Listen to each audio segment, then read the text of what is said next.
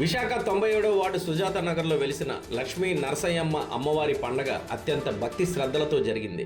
వేకోజాము నుంచే భక్తులు అధిక సంఖ్యలో పాల్గొని అమ్మవారిని దర్శించుకున్నారు. ఎంతో విశిష్టత కలిగిన ఈ అమ్మవారు కోరిన కోరికలు తీర్చే కొంగు బంగారమై చుట్టుపక్కల గ్రామాలకు ప్రజలకు ఆరాధ్య దైవమై విరాజిల్లుతున్నారు. ఈ కార్యక్రమంలో 95వ వార్డు కార్పొరేటర్ ముమ్మన్న దేముడు మరియు భక్తులు అధిక సంఖ్యలో పాల్గొన్నారు. మేము వచ్చి 32 సంవత్సరాలు అవుతుంది. ఈ 32 సంవత్సరాల్లోనే మొట్టమొదట మాకు నిదర్శనం లక్ష్మీ నరసయ్యమ్మ తల్లి. ఏంటంటే ఇదంతా చెట్లు చామంతో ఉండేది. అప్పుడు రాజు కుటుంబాలు అంతా ఇక్కడ రక్షణ బొగ్గు అవన్నీ ఉండేవారు. వాళ్ళు చేసుకుంటూ ఉండేవారు. మధ్యలో గజ్జల సౌండ్లు ఇలాంటివన్నీ వచ్చేవారు. అప్పుడు వాళ్ళు ఈ తల్లిని కొలుచుకున్నారు. ఇక్కడ పంట పొలాలు ఉన్న తర్వాత మా 500 గడప వస్తుందని ఈవిడ అందరికీ స్వప్నంలో వచ్చి చెప్పారనమాట. ఇక్కడ 500 గడప ఒక్కసారి లభిస్తుంది, అక్కడి నుంచి నేను నిరంతరం అభివృద్ధి చెందుతాను అనేసి ముందుకు సాగారు. ఆవిడ ఏంటంటే ఆయన భర్త చనిపోయారని తెలియగానే సతీ సగనం చేసి ఆ హుండీలో గుండంలో దూకేశారండి.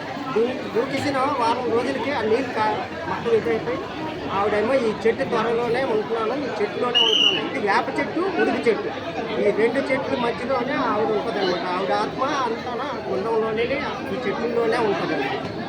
మాకు నిదర్శనం ఏంటంటే మేము ఇచ్చిన కొత్తలోని ఇక్కడ స్ట్రీట్ లైట్లు అన్నీ వేస్తే ఈవిడికి కొట్టు పెట్టలేదు. మాకు తెలియదు కాబట్టి మేమేం చేయలేదు. ఆ స్ట్రీట్ లైట్ కూడా వెలగలేదు. అప్పుడు ఇక్కడ ఉన్న గ్రామస్తులు వచ్చి చెప్పారన్నమాట. చెప్పిన తర్వాత ఆ బొట్టు అది పెట్టి అక్కడ కరెంట్ స్తంభానికి పెట్టిన తర్వాత అలాగే వెలిగారు. దాని తర్వాత గురునాథరావు గారి టైంలోనే బస్సులు వేశారు.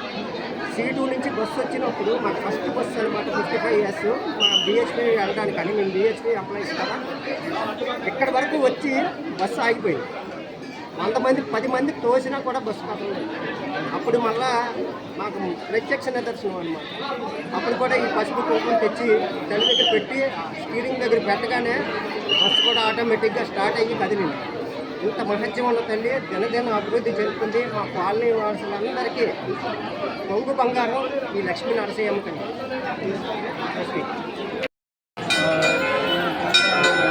సంవత్సరాల క్రితం సతీ సగనం చేశారు. ఆ పేరెంటాల అమ్మవారి సందర్భంగా ప్రతి సంవత్సరం జనవరి 28వ తారీఖు మహోత్సవం జరపబడుతుంది.